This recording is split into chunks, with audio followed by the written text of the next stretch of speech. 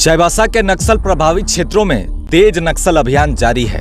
इसी क्रम में सुरक्षा बलों को फिर से माओवादियों के ठिकानों से कई विस्फोटक सामग्री और दैनिक उपयोग में आने वाली सामग्री जंगलों से मिले हैं। Chaibasa police, cobra battalion, Jharkhand Jaguar, CRPF द्वारा एक ज्वाइंट नक्सल ऑपरेशन गोलकेरा थाना क्षेत्र अंतर्गत चलाया गया, जिसमें राजाबासा के आसपास के जंगलों से non electrical detonator 340 piece, electrical detonator 10 piece बरामद किया गया है, जिसे सुरक्षा बलों ने सुरक्षा के दृष्टिकोण से जंगलों में ही बम निरोधक दस्ते द्वारा विनिष्ट किया गया।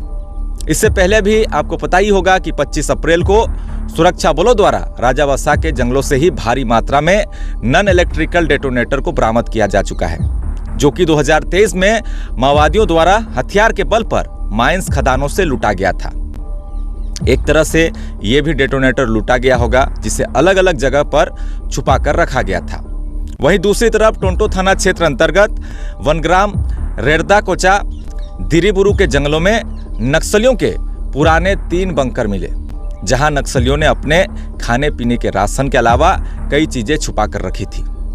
तस्वीरों में देखिए नक्सलियों के 3 वॉकी टॉकी सेट, जिससे वो एक दूसरे से दूर से ही संपर्क स्थापित करते थे, और नक्सली आमतौर पर इसे डिवाइस का ज्यादातर इस्तेमाल करते हैं। एक टैब भी तस्वीरें में वो दिखाई दे रही है, यानी कि इंटरनेट या फिर ऑनलाइन कई चीजों की जानकारियां इनके माध्यम से उन्हें मिलते रहती थी। जंगलों के अंदर से ही वे बाहरी दुनिया से कनेक्ट रहते थे, चाहे प्रेस नोट जारी करना हो या फिर बाहरी दुनिया की खबर रखना हो। नक्सली इसी तरह के डिवाइस का इस्तेमाल कर आसानी से वे पल पल की जानकारियां लेते हैं।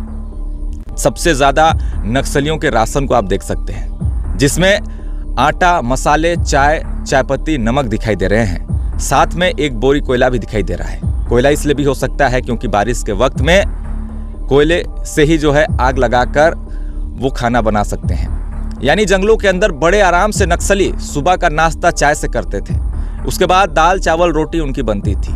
मगर अब नक्सलियों के पुराने गढ़ में, उनके पुराने अड्डे में सुरक्षा बल के जवान अब पहुंच रहे हैं। उनके पुराने बंकरों से इस तरीके से कई सामानों की बरामदगी की जा रही है। आपने देखा कि कल मैंने आपको कुछ प्रेस नोट, माओवादी को कुछ बुकलेट और जो पोस्टरबाजी, बैनरबाजी की गई उसके बारे में जानकारी दी थी। लगातार भोट बहिष्कार को लेकर उनके तरफ से कई बयान सामने आ रहे हैं। ऐसे में सबसे बड़ा सवाल आज ये है कि आखिर झारखंड के किसी भी बड़े नेता का नक्सलवाद के ऊपर कोई बड़ा बयान सामने क्यों नहीं आ रहा है? क्योंकि नक्सलवाद आज के समय में झारखंड के लिए अभी भी एक चुनौती है, क्योंकि अभी भी कई बड़े इनामी नक्सली झारखंड के कई अलग अलग क्षेत्रों में हैं। खास तौर पर अभी सबसे ज्यादा इनामी नक्सली चाईबासा के क्षेत्रों में वो छुपे हुए हैं। मगर कोई भी वहां के जो स्थानीय नेता हो, कोई बड़े नेता हो, किसी भी नेता के तरफ से कोई बड़ा बयान सामने इन नक्सलियों के विरुद्ध में नहीं आ रहा है। आखिर क्यों लोगों से ये अपील नहीं कर रहे हैं कि वो आत्मसमर्पण कर दें? क्योंकि छत्तीसगढ़ में वहां के जितने भी, चाहे वहां के मुख्यमंत्री हों, चाहे वहां के गृह मंत्री हों, सभी लोग यही कह रहे हैं कि नक्सली आत्मसमर्पण कर दें। सरकार की कई तरह की योजनाएं हैं, उसके बारे में जानकारी दे रहे हैं, और आत्मसमर्पण नीति में भी कई तरह के बदलाव भी किए जा रहे हैं। वहीं दूसरी तरफ चुनाव का समय है, और ऐसे में लगातार नक्सलियों की तरफ से पोस्टरबाजी की जा रही है। और सबसे बड़ी चुनौती सुरक्षा बलों के सामने यही है कि भयमुक्त वातावरण में चुनाव कैसे कराया जाए, खास तौर पे उन नक्सल प्रभावित इलाकों में जहां पर अभी भी नक्सली समय समय पर पोस्टरबाजी, बैनरबाजी कर रहे हैं।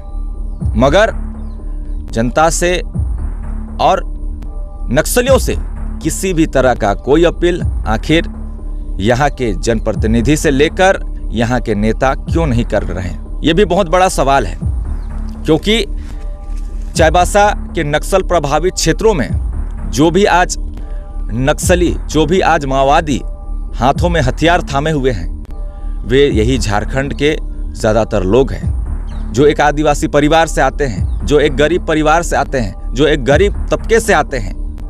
और आखिर उन्हें बंदूक क्यों थामना पड़ा?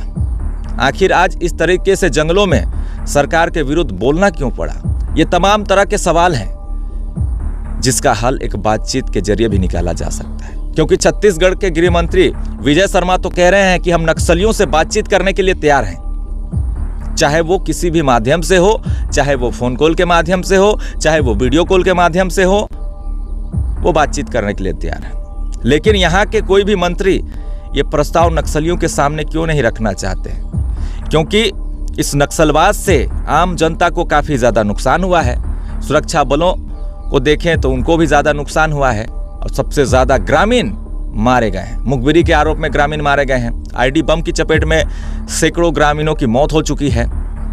जिस जंगल पर आदिवासी जो है निर्भर हुआ करते थे, चाहे वो महुआ का समय हो, चाहे वो चार का समय हो, चाहे वो तेंदुपत्ते का समय हो, हालत ऐसी हुई कि आदिवासियों को जंगल जाने में डर लगने लगा। कारण बस इतना है कि वहां पर आईडी बम बिछा दिए गए थे। एक तरफ पुलिस परेशान करती है, एक तरफ माओवादियों का खौफ है, बीच में आम जनता, आम ग्रामीण पिस रहे हैं। इसको लेकर आखिर इस लोकसभा चुनाव में किसी भी नेता के मुंह से नक्सलवाद के ऊपर एक भी शब्द क्यों नहीं निकल रहा है? आखिर ये कौन सी राजनीति है जहां पर आदिवासियों की विकास की बड़ी बड़ी बातें तो जरूर की जा रही है, लेकिन ऐसा एक समस्या कह सकते हैं जो कि काफी लंबे समय से झारखंड में है, एक नक्सलवाद की समस्या। आखिर नक्सलवाद उत्पन्न कैसे हुई? इन तमाम तरह की चीजों पर कोई भी नेता के मुंह से एक शब्द नहीं निकल रहा है। फिलहाल आप देखिए किस तरीके से चाईबासा के जंगल क्षेत्रों में भी लगातार सर्च अभियान जारी है और हर दिन नक्सलियों के ठिकानों से विस्फोटक सामग्रियों को सुरक्षा बलों द्वारा बरामद किया जा चुका है। अभी हजारों की संख्या में सबसे ज्यादा फोर्सेस चाईबासा के अलग अलग क्षेत्रों में उतारे जा चुके हैं और हर दिन इसी तरह से तेज ऑपरेशन चलाया जा रहा है। और ऐसे में नक्सलियों की तरफ से यह कोशिश की जा रही है कि लोगों तक तो ये संदेश पहुंचाया जाए कि वो वोट बहिष्कार करें। और कई ऐसी बातें भी है जो नक्सलियों की तरफ से सबूत के तौर पर वो अपनी बातों को रख रहे हैं, बुकलेट जारी कर रहे हैं। मैंने कल आपको एक बुकलेट में कई जानकारियां दी कि कैसे राजनीतिक पार्टियां बड़ी बड़ी पूंजीपतियों, बड़ी बड़ी कंपनियों से पैसा लेती हैं और उसका जो है वो जो पैसा लेती है उसका खर्च चुनाव में करते हैं। और आगे भी कई तरह के एक्सपोज नक्सलियों ने किए हैं राजनीतिक पार्टियों के। हो सकता है कि राजनीतिक पार्टियों को नक्सलवाद के ऊपर बोलने से उन्हें खतरा हो जाए। ये हो सकता है कि वोट में जितनी वोट उन्हें मिलती है उतनी ना मिले। कई तरह के कारण हो सकते हैं, मैं इस पर कुछ भी नहीं बोलना चाहूंगा, लेकिन फिर भी सवाल यही है कि नक्सलवाद के विरोध में अभी तक कोई भी नेता के मुंह से एक शब्द क्यों नहीं निकल रहा है। फिलहाल अभी के लिए बस इतना ही। नेक्स्ट अपडेट के लिए हमारे साथ जुड़े रहें, देखते नहीं। धन्यवाद।